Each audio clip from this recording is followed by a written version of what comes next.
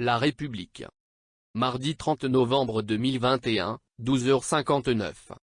Les Congolais ont célébré, le 28 novembre dernier, le 63e anniversaire de la proclamation de leur République. Ils se sont ainsi souvenus que leur espace commun de vie et d'action passa, le 28 novembre 1958, du statut de territoire du Moyen-Congo à celui de République.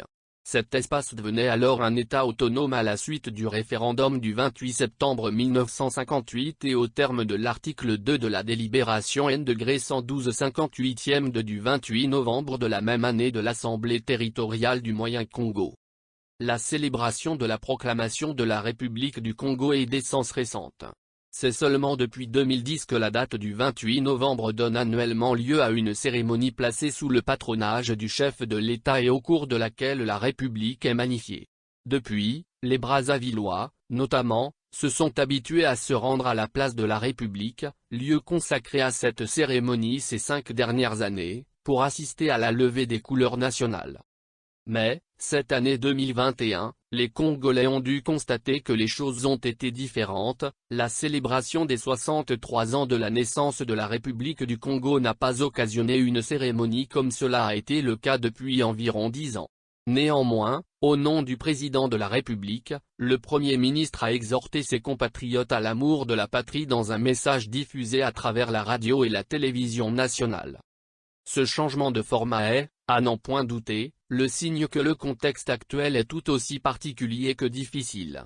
Un contexte qui reste dominé par la crise sanitaire caractérisée par les effets du coronavirus. Ce virus à l'origine de la maladie de la Covid-19 n'a pas encore cessé sa macabre course. Depuis le début de l'année dernière, il sème la désolation dans de nombreuses familles, déséquilibre les économies partout dans le monde et surtout, il défie les scientifiques.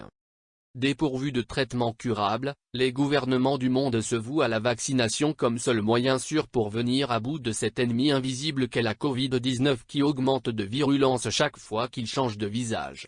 Aujourd'hui, c'est le variant Omicron qui crée la panique dans le monde. À l'occasion du 63e anniversaire de la proclamation de la République en 2021, le gouvernement a, d'ailleurs, invité et incité les Congolais à contribuer, de façon évidente, à la lutte contre cette pandémie qui plombe l'économie nationale et sape les efforts de développement du pays. Cet invite est contenu dans le thème de cette journée, stipulé ainsi qu'il sut « lutter contre la Covid-19, c'est sauver la République ». En effet, en dépit des pourfendeurs des vaccins qui ne proposent aucune solution de rechange pour gagner la guerre contre la Covid-19, un citoyen qui se fait vacciner participe effectivement à la victoire de son pays face à cette redoutable maladie. C'est dire combien la vaccination contre la Covid-19 représente une porte de salut pour la République qui est mise en danger par cette maladie meurtrière, sans visage précis.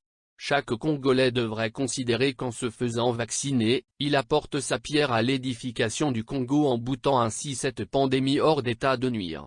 Car, un peuple malade ne peut contribuer au développement de son pays. Valentin Oko.